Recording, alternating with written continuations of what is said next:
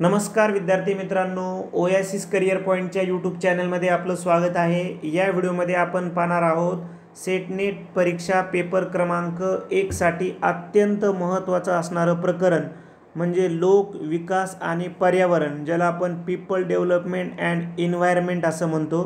या प्रकरणावर आधारित आपण काही सराव प्रश्नाबद्दल चर्चा करणार आहोत। तर अधिक वेळ न घेता लगेच आपण प्रश्न पाहूयात। प्रश्न आहे, खालीलपैकी जीवाश्म इंधन कोणते आहे? फॉसिल फ्युएल कशाला म्हणतात? तर साहजिकच पेट्रोलियमला फॉसिल फ्युएल असं म्हणलं जातं। हजारो वर्षे वनस्पती आणि प्राणी यांचे अवशेष गाडल्या जातात आणि त्यानंतर पेट्रोलियम आणि दगडी कोळसा तयार होतो, म्हणून त्याला फॉसिल फ्युएल्स असं म्हणतात। त्यानंतर शेतकऱ्यांनी रासायनिक खतापेक्षा सेंद्रिय खते वापरावी, कारण त्यामुळे प्रदूषण टाळणे शक्य होईल। कोणतं प्रदूषण टाळणं शक्य होईल? जल, हवा, बरोबर आहे, जल, हवा बरोबर आहे। पण खाली पर्याय जल, हवा, भू आणि अन्न। भूप्रदूषण सुद्धा होतं ना रासायनिक खतानं, अन्न प्रदूषण सुद्धा होतं, ठीक आहे। जल प्रदूषण होतं, हवा प्रदूषण होतं, म्हणून बी मध्ये सर्वच आले, म्हणून बीच आपण निवडू शकतो। त्यानंतर नेक्स्ट, संयुक्त राष्ट्रांनी निश्चित केलेल्या शाश्वत विकासाच्या 17 ध्येयापैकी कोणते त्यामध्ये समाविष्ट होत नाही? तर 2015 मध्ये UNOच्या सर्वसाधारण सभेमध्ये ही 17 ध्येय ठरली होती आणि ती 2030 पर्यंत म्हणजे साध्य करायचं असं उद्दिष्ट ठरलेलं आहे। तर यामध्ये जर आपण पाहिलं तर सर्वसमावेशक व गुणवत्तापूर्ण शिक्षण, तर हे ध्येय क्रमांक 4 मध्ये येतं, म्हणजे हे ध्येय आहे। शाश्वत आणि आधुनिक ऊर्जा संसाधने उपलब्ध करून देणे, हे ध्येय क्रमांक 7 मध्ये येतं, म्हणजे हे सुद्धा ध्येय आहे त्या 17 ध्येयापैकी। अंतरिक्ष, पर्यावरण आणि संरक्षण याच्या संदर्भानं काही नाही आहे, अंतरिक्ष पर्यावरणाच्या संदर्भानं। महासागर व समुद्राचे संवर्धन हे ध्येय क्रमांक 14 मध्ये येतं। मग कोणतं ध्येय होत नाही समाविष्ट? तर सी होत नाही, बाकीचे होतात, ए बी डी होतात, म्हणून सी हे आपल्या प्रश्नाचं इथं उत्तर असणार आहे। त्यानंतर भारतात कोणत्या वर्षी आपत्ती व्यवस्थापन कायदा मांडला गेला? तर भारतामध्ये 2005 मध्ये आपत्ती व्यवस्थापन कायदा मांडला गेला। त्यानंतर परिस्थितिकी हा शब्द कोणत्या संशोधकाने प्रचलित केला?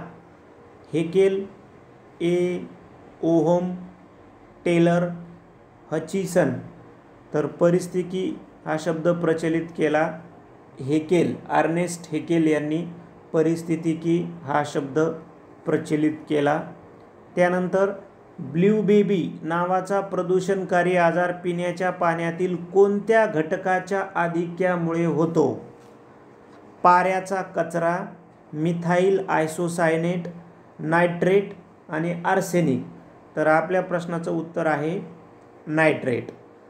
त्यानंतर पाऱ्याच्या कचऱ्यामुळं आपल्याला माहिती आहे की जपानमध्ये मिनामाटा नावाचा आजार झाला होता। त्याचबरोबर पाऱ्याच्या कचऱ्याच्या प्रदूषणामुळे लिव्हर, मूत्रपिंड विकार होतात, हे पण आपण लक्षात ठेवायचं आहे। आणि मिथाइल आयसोसायनेट म्हणले की आपल्याला ती भोपाळ दुर्घटनेला कारणीभूत असणारा विषारी वायू आहे, हे लक्षात ठेवायचं आहे।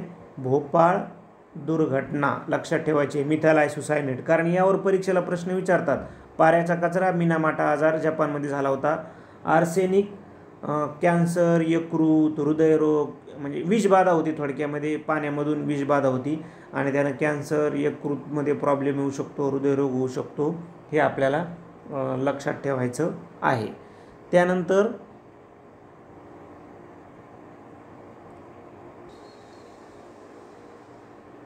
आंतरराष्ट्रीय सौर आघाडीबाबत काय अचूक नाही म्हटलंय? आंतरराष्ट्रीय सौर आघाडी म्हणजे ISA, ज्याला आपण इंटरनॅशनल सोलार अलायन्स असं म्हणतो। यावर आधारित आपल्याला प्रश्न विचारलेले आहेत। यावर आधारित आपण स्वतंत्र यूट्यूब चॅनलला व्हिडिओ पण बनवलेला आहे ISAच्या संदर्भानं। प्रश्न पर्याय वाचून घेऊयात। ISAची स्थापना 2015 मध्ये झाली, बरोबर आहे। ISAचे मुख्यालय भारतातील हरियाणामध्ये गुरुग्राम या ठिकाणी आहे, हे पण बरोबर आहे. भारतात मुख्यालय असणारी पहिलीच आंतरराष्ट्रीय संघटना आहे, बरोबर आहे. हरियाणामध्ये गुरुग्राम या ठिकाणी तिचं मुख्यालय आहे. भारत व अमेरिका हे 2 ISAचे मूळ संस्थापक देश आहेत, तर हे रॉंग आहे. अमेरिका नाही आहे, तर भारत व फ्रान्स आहे. ते भारत व फ्रान्स यांनी ISA ही संघटना स्थापन होण्यासाठी महत्त्वाची भूमिका केलेली आहे. नेमकं आपल्याला सोलार एनर्जीचा यूज कसा करता येईल आणि कर्कवृत्त आणि मकरवृत्त या दरम्यान जेवढी देश येतात तेवढ्या देशामध्ये अजून कसा आपण सोलार एनर्जीचा वापर करू शकतो या संदर्भाने ही संघटना काम करते. तर भारत आणि फ्रान्स हे 2 आघाडीचे देश आहेत की ज्यांनी म्हणजे या दोघांचाही सिंहाचा वाटा आहे ISA स्थापन होण्यामागे. मग कोणतं रॉंग आहे, तर डी रॉंग आहे या अमेरिकेमुळं, म्हणजे डी हेच अचूक नाही. त्यानंतर आपण एक टेस्ट सिरीज घेत आहोत 2015च्या परीक्षेसाठी. जून 2015च्या परीक्षेसाठी तुम्हाला 12 PDF पेपर व्हॉट्सअपला पाठवले जातील. या 12 PDF पेपरची 450 रुपये फीस असणार आहे आणि त्याचं व्हिडिओद्वारे तुम्हाला विश्लेषणसुद्धा देणार आहोत प्रत्येक पेपरचं. पेपर मराठी माध्यमातच होतील आणि पेपर क्रमांक 1चेच होतील. कशी जॉईन करू शकता तुम्ही, 98 23 24 71 91 या नंबरला फीस पाठवा. नाव येईल ओएसिस करिअर पॉईंट किंवा गणेश विश्वनाथ गुजर. तुम्ही फोनपे गुगल पे करू शकता. पे केल्याच्यानंतर त्याचा स्क्रीनशॉट याच नंबरला पाठवायचा आहे 98 23 24 71 91ला. हा व्हिडिओ तुम्ही जर नंतर पुढे ऐकत असाल म्हणजे एप्रिलमध्ये 10 एप्रिल 15 एप्रिल 20 एप्रिलला, तर त्या डेटच्या अगोदर झालेले हे सर्व पेपर फेब्रुवारी जानेवारी मार्चमधले सर्व पेपर तुम्हाला हे एकदाच मिळतील आणि त्या डेटच्या नंतरचे पेपर मात्र तुम्हाला त्याच डेटला मिळतील. ही इथं तुम्ही सूचना लक्षात घ्यायची आहे.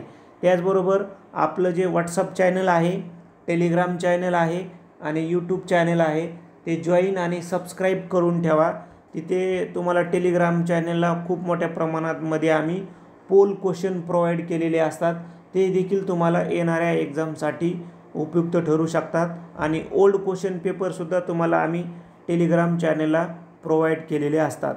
अजून वेळ मिळाल्यास आपण प्रत्येक प्रकरणावर सराव प्रश्नांची ही जी सिरीज आहे ती कंप्लीट करूया. व्हिडिओ आवडला तर लाईक करा, आपल्या मित्रांना शेअर करा. त्याचबरोबर ओएसिस करिअर पॉईंटचं यूट्यूब चॅनल सबस्क्राईब करा. धन्यवाद.